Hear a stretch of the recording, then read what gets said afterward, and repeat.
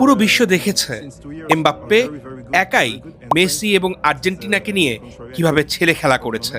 আমরা বিশ্বাস করি বিশ্বকাপের আগে এই তারকা ফুটবলার পুরোপুরি ফিট হয়েই ফ্রান্সের জন্য লড়বে।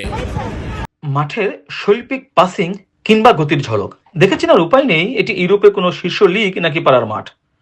ফ্রান্সের নিচু স্তরের ফুটবল লিগগুলোতে এখন বইছে আগামীর মহাতারকা তৈরির হাওয়া, যেখানে প্রতি ফোঁটা ঘামের বিন্দুতে মিশে আছে জিনেদিন জিদান কিংবা এমবাপ্পে হওয়ার স্বপ্ন। ঝড় হোক কিংবা প্রবল বাতাস, ফুটবলারদের অনুশীলনে নেই কোনো ছাড়, কারণ ফরাসি ফুটবল কর্তাদের করা নজর এখন তৃণমূলে। তারা জানেন এই মাঠ থেকে উঠে আসবে আগামী দিনের জিনেদিন জিদান কিংবা কিলিয়ান এমবাপ্পেরা। এই নিষ্ঠাই ফরাসি ফুটবলকে বারবার এনে দিয়েছে সাফল্য, সোনালী ট্রফি। ফরাসি ফুটবলের ইতিহাসটা বেশ রাজকীয়। জিনেদিন জিদানের জাদুকরী ছোঁয়ায় 1998 সালের প্রথম শিরোপা স্বাদ পায় তারা।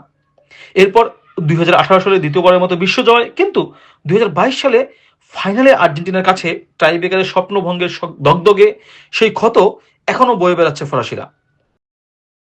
সামনে আরো একটি বিশ্বকাপ, তাই দিদিয়ে দেশমে দলকে ঘিরে ফরাসিদের স্বপ্ন এখন ঠিক কতটা আকাশচুম্বী। হারের প্রতিশোধ তারা কি ঘটাতে চায় আগামী বিশ্বকাপে? ফরাসি ভক্তদের কাছে সেটা জানতে চেয়েছিল ল্যাটিন বাংলা। বিশ্বের বিভিন্ন লিগেই ফরাসি ফুটবলাররা খেলছে এবং দারুণ ছন্দে আছে। এবারের বিশ্বকাপে আমরা নিশ্চিতভাবেই সেমিফাইনাল খেলব।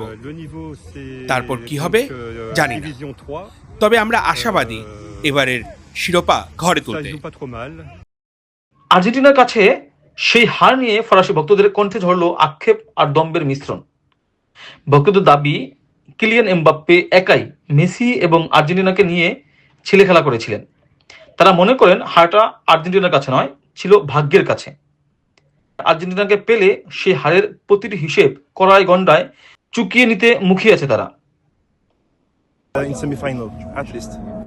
হ্যাঁ, অবশ্যই আমাদের আক্ষেপ আছে। আমরা খুব কাছে গিয়ে কাতার বিশ্বকাপের শিরোপা হারিয়েছি।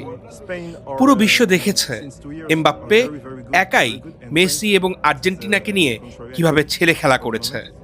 তবে ভাগ্যর কাছে আমরা হেরেছি। এবার যদি আর্জেন্টিনাকে সামনে পাই, আমরা সব শোধ তুলে নিব। তবে আলোচনার কেন্দ্রে এখন কিলিয়ান এমবাপ্পের চোট। রিয়াল মাদ্রিদের জার্সিতে চ্যাম্পিয়ন্স লিগের কিছু ম্যাচ মিস করলেও ফরাসি ভক্তরা বিচলিত নন। তাদের অটুট বিশ্বাস বিশ্বমঞ্চের লড়াই শুরুর আগেই তাদের প্রধান সেনাপতি পুরোপুরি ফিট হয়ে রণক্ষেত্রে ফিরবেন।